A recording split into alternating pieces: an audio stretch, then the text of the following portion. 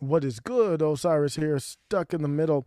In this situation with the sanctions that are going on over there in Russia, it's starting to piss me off.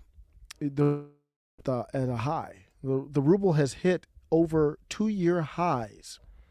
Let me show you what President Biden said just a little while ago after the war started.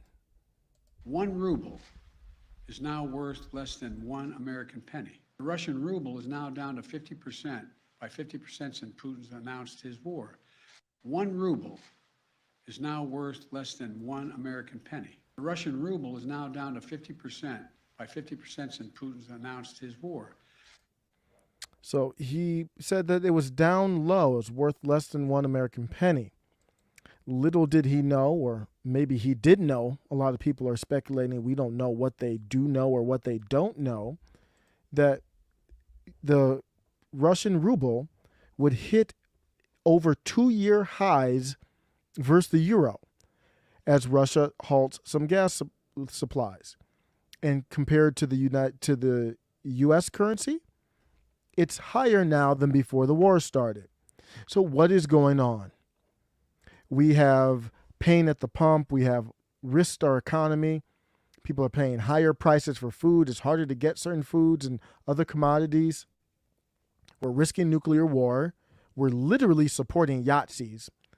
Our democracy is crumbling under this informational civil war in our country.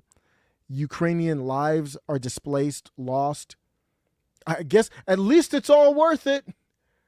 The ruble's higher than damn near ever. It's higher than it was before all this started. What is the point? And what really disgusts me is it reminds me of the lockdowns. So they do lockdowns, which I did not agree with. So, but what happens is now there's a chain reaction. You do lockdowns, you choose winners and losers. Next chain reaction is some people lose money, you're going to get evicted. So then they have to do all these other things. Oh, and then they say it was the pandemic that caused it. No, no, no. It was the government reaction to the pandemic. Same thing here. Oh, we had to do sanctions. So then I'm like, okay, are the sanctions working? So it almost looks like I'm rooting for the ruble to crash and hurt the innocent citizens. Just unbelievable. I It's obviously not working, obviously not worth it. It's really hard for it to recover to a point. I know they're doing more and more sanctions, but Russia has other things that they can do here. I'm going to talk about that in a second.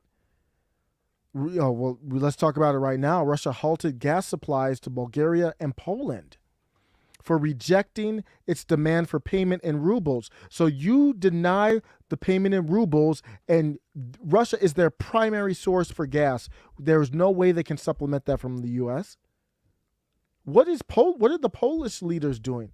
What this is doing, I'm telling you, I'm not sold that there's going to be a midterm election. Something doesn't smell right, and it's all over here, because that if Russia halts gas supplies and Poland can't get gas from anywhere else, obviously they've got to go run up in Russia. Somehow it's going to have to end up with NATO rushing up in Russia. They're running up in Russia. There's no other way. What else could happen? Or they would start doing it in rubles, but then that would be a disaster for Biden. It's stronger against the dollar again. The market was looking ahead to Friday's rate decision for America because our market is crashing. And then the feds have to raise the rates to offset inflation, basically, but there's no way they can raise them enough. It would take years for them to raise it enough to offset inflation.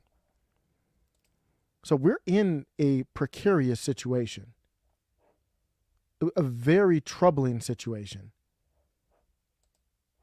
A situation where we need to start waking up and saying, what's going on with these sanctions? It's not coming out the way you thought it would.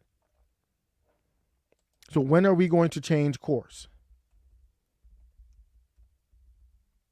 I mean, there's famine, death on the line for this.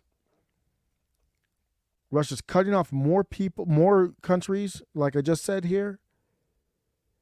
European gas prices are going up reportedly 24%. Somebody on Twitter, they posted this, and it's like, this is exactly what it feels like. Was this zero hedge? Yeah, zero hedge. Ruble trading near 52-week high at 72.73 in Moscow. Come again? What's the response? Is anyone going to ask about it? What's our next chess move? Is this sabotage? There's reports that 10 gas buyers from Europe have already opened accounts to pay for gas in Russian rubles. So if there's no reason, I don't know who those buyers are. If they are in NATO, there is no reason for us to be continuing with this whole thing. There's no argument anymore. That's your your submission. That's bending the knee. Russia's really suffering. Their money, their currency's only gotten stronger. They backed it with gold a little bit. They're working out deals with China, Saudis. Our relationship with the Saudis is going south real fast. And because they just, I think they just anointed this ambassador that the Saudis don't like. It's just really, really bad right now. And then even India is like, well, maybe I can pair up with China. They got beef. They don't even like each other. At some point, people got to wake up. Let me know what you think.